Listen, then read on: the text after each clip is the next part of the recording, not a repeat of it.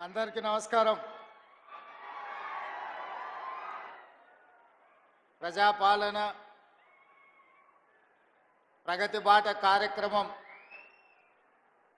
Station Ghanpur శాసనసభ నియోజకవర్గంలో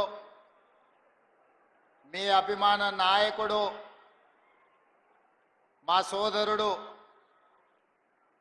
పెద్దలు కడియం శ్రీహరి గారి అధ్యక్షతన నిర్వహించి ఈ కార్యక్రమానికి నాతో పాటు ముఖ్య అతిథులుగా ఉమ్మడి వరంగల్ జిల్లా ఇన్ఛార్జ్ మంత్రివర్యులు పొంగులేటి శ్రీనివాసరెడ్డి గారు, అదేవిధంగా ఈ కార్యక్రమంలో సహచర మంత్రివర్గ సభ్యురాలు శ్రీమతి సీతక్క గారు, అదేవిధంగా సోదరీమణి మంత్రివర్గ సహచరులు శ్రీమతి కొండా సురేఖ గారు, అదేవిధంగా శాసన సభ్యులు రేవూరి ప్రకాష్ రెడ్డి గారు, అదేవిధంగా నాగరాజు గారు, నాయని రాజేందర్ రెడ్డి గారు, యశస్విని రెడ్డి గారు, గండ్ర సత్యనారాయణరావు గారు, అదేవిధంగా శాసన మండలి సభ్యులు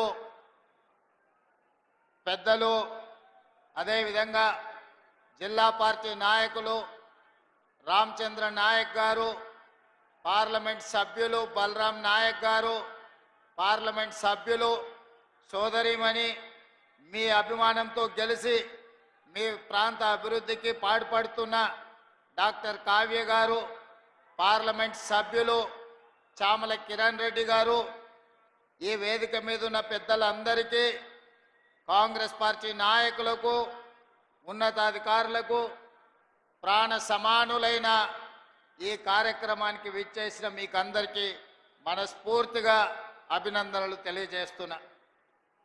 మిత్రులారా, ఈ కార్యక్రమం ఒక రాజకీయ పార్టీ రాజకీయాల కోసం ఏర్పాటు చేసిన కార్యక్రమం కాదు.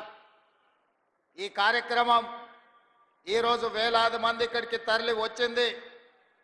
రేపో ఎల్లుండో జరగబోయే ఎన్నికల్లో ఓట్లు అడగడానికో ఓట్లు వేయడానికో ఈరోజు ఇక్కడికి రాలేదు. ఇక్కడికి మా ఆడబిడ్డలు వేలాదిగా తరలి వచ్చింది. స్టేషన్ గన్పూర్ అభివృద్ధిలో భాగంగా పెద్దలు కడియం శ్రీహరి గారు తీవ్రమైన కృషి చేసి ఈ ప్రభుత్వం మీద ఒత్తిడి తెచ్చి 800 కోట్ల రూపాయలతోని స్టేషన్ గన్పూర్ శాసనసభ నియోజకవర్గాన్ని అభివృద్ధి పదం వైపు నడిపించాలని పట్టుదలతోటి ఈరోజు 800 కోట్ల రూపాయల నిధులు మంజూరు చేయించి మిమ్మల్ని అందరినీ ఇక్కడికి ఆహ్వానించడం జరిగింది. మీరందరూ ఇక్కడికి వచ్చి అభివృద్ధి కార్యక్రమంలో భాగస్వాములై స్టేషన్ గన్పూర్ ఉమ్మడి వరంగల్ జిల్లాకే కాదు తెలంగాణ రాష్ట్రానికి అభివృద్ధి కార్యక్రమంలో ఆదర్శంగా నిలబడడానికి ఇక్కడికి విచ్చేసింది. మిత్రులారా, ఈరోజు ఈ ఓరుగల్లుకు ఒక గొప్ప చరిత్ర ఉన్నది.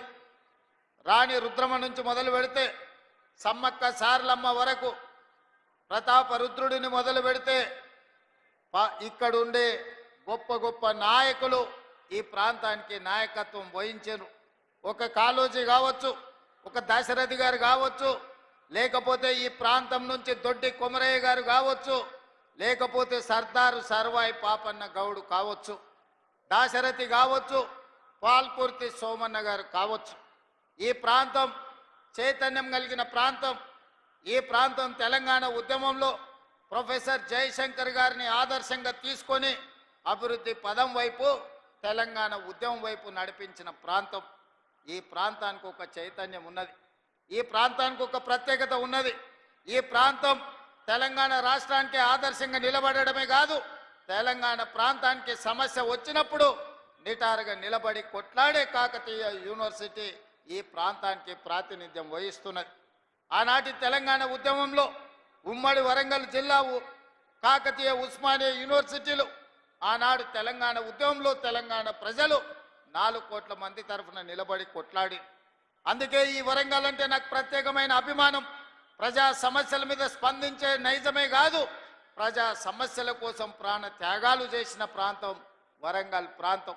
అందుకే ఈ వరంగల్ అభివృద్ధి కోసం ఆనాడు పార్లమెంట్ ఎన్నికల సందర్భంగా కడియం కావ్య గారిని గెలిపించండి, మీ వరంగల్కు ఎయిర్పోర్టు తీసుకొస్తానని ఆ రోజు మాట చెప్పిన ఈనాడు ఈ వరంగల్కి ఎయిర్పోర్టును సాధించి మీ ముందు నిలబడ్డా.